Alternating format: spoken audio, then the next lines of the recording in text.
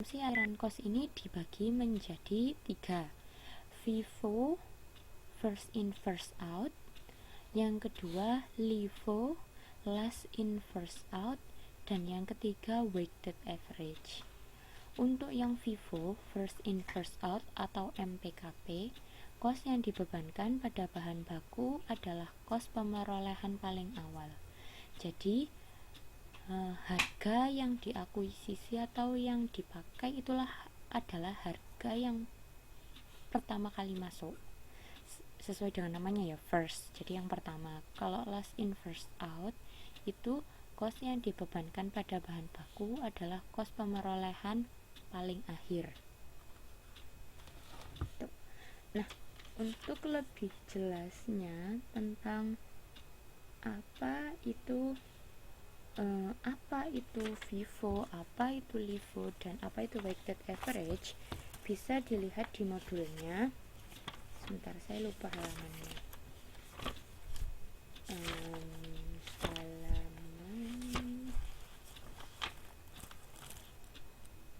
Oh iya, itu 111. Nah, itu ada tentang definisinya. Nah, saya langsung menjelaskan saja. Kalau mungkin di yang modul di halaman 1.11 itu hanya menjelaskan tentang definisi singkat-singkatnya aja, saya akan langsung menjelaskan sedikit tentang bagaimana cara menghitungnya. Nah, sebenarnya itu masuknya di modul 2 sebenarnya nanti, kalau nggak salah. Saya agak lupa, tapi saya jelaskan saja sedikit tentang bagaimana cara menghitung FIFO LIFO itu. Nah, kalau untuk FIFO sesuai dengan yang tadi saya jelaskan, yang saya sebutkan, bahwa cost yang dibebankan pada bahan baku adalah cost pemerolehan paling awal. Jadi ini itu ada di gambar 2.8. Jadi dibuka untuk di gambar 2.8. 2.8 itu ada di halaman 2.24. Jadi karena saya tadi sudah bilang bahwa saya mencakup materi modul 1 dan 2, jadi begitu ada materi tentang FIFO langsung saya jelaskan juga tentang perhitungannya, karena kebetulan perhitungannya ada di modul 2. Nah, untuk FIFO silahkan dibuka di halaman 2.24. Oke, sudah dibuka. Nah, tapi sebelumnya tolong dibuka dulu di halaman 2.23. Nah, di situ ada informasi bahwa berikut ini informasi pembelian dan penggunaan bahan pada PT Berkibar Jaya pada bulan April 20XX.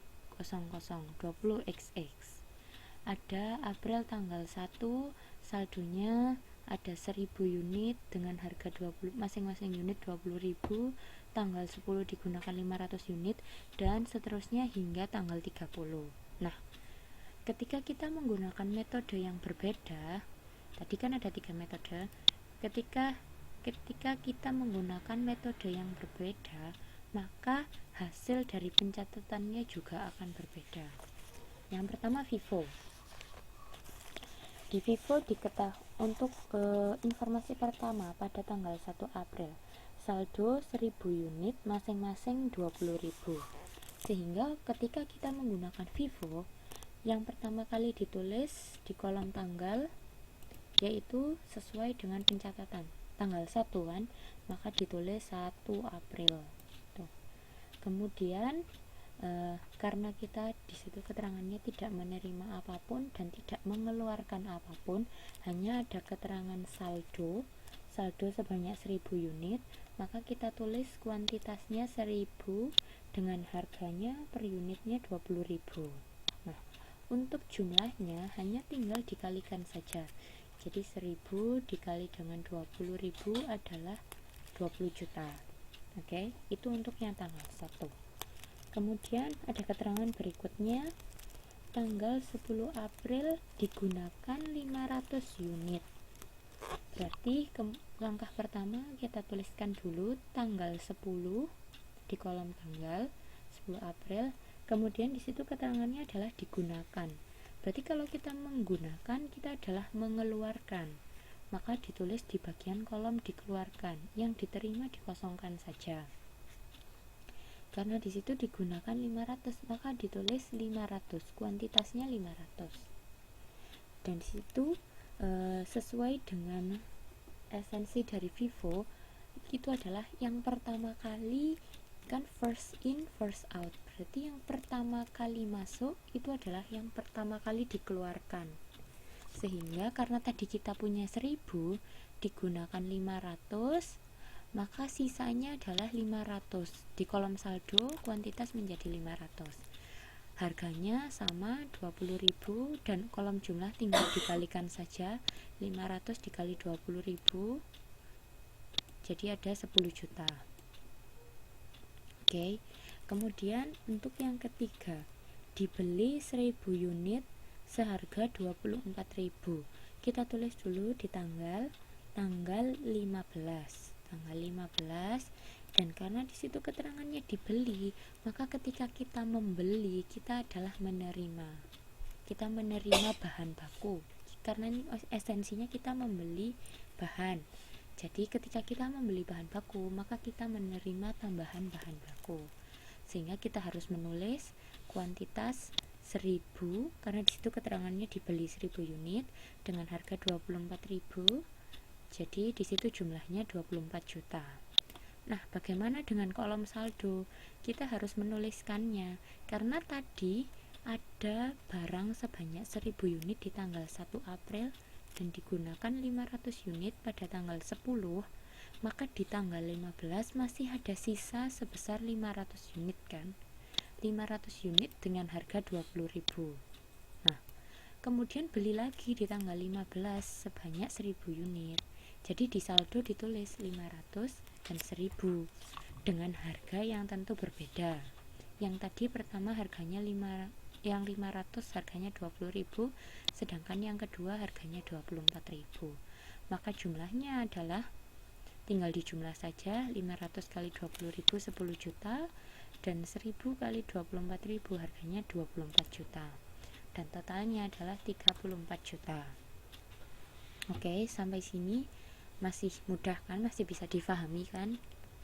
Oke, saya lanjutkan. Kemudian ada keterangan bahwa tanggal 20 digunakan 250 unit.